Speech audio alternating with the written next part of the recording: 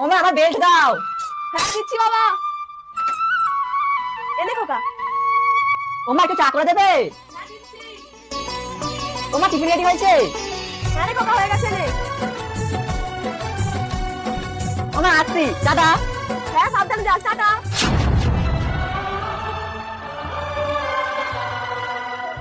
এ খোকা সাবধানে যাস বাবা।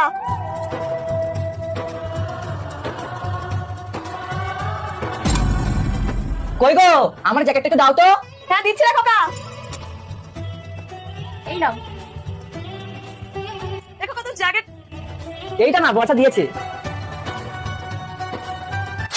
বর্ষা একটু শোনো। হ্যাঁ বলো কি বলছো? আজকে তুমি কি খাবে বলো, তুমি যেটা বলবে সেটাই আনবো। আমার কোনো ব্যাপার নেই, তোমার যেটা খেতে ইচ্ছা হবে তুমি সেটাই নিয়ে এসো। ঠিক আছে তাহলে খাসির মাংস নিয়ে আসি। আচ্ছা বর্ষা একটু জল খাও তো। এ নাও। আমার ছেলেটার আমাকে একবারও মা বলে ডাকে না, যা কিছু দরকার হয় ওর বউয়ের কাছেই চাই। কেন, আমি কি এমন দোষ করেছি? ওই কাল লাগিয়ে এসে আমার ছেলেকে আমার জীবন থেকে কেড়ে দিল।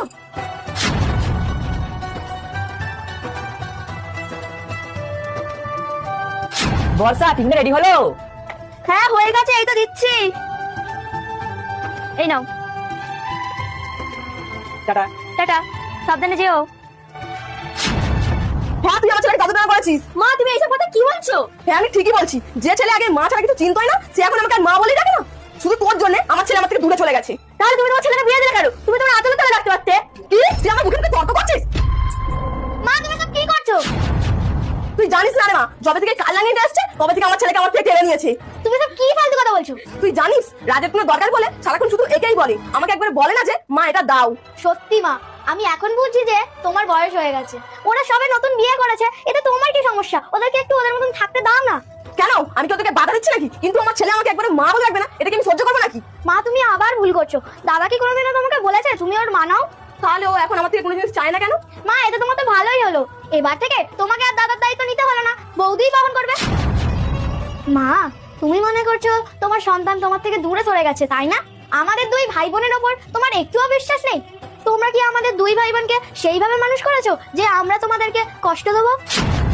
চিন্তা করো না মা, দাদার তো নতুন নতুন বিয়ে হয়েছে তাই ওকে নিয়ে একটু মাতামাতি করছে। একটু বয়স হতে দাও, সংসার বুঝতে দাও, তারপরে দেখবে সব ঠিক হয়ে যাবে। তোমার ছেলে তোমার কাছেই থাকবে।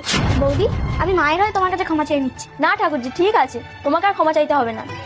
বৌমা আমি সত্যিই তোমাকে ভুল বুঝেছিলাম, পারলে আমাকে ক্ষমা করে দিও। না মা ঠিক আছে। বৌমা আজ থেকে তুমি আমার আর একটা মেয়ে। আয় মা।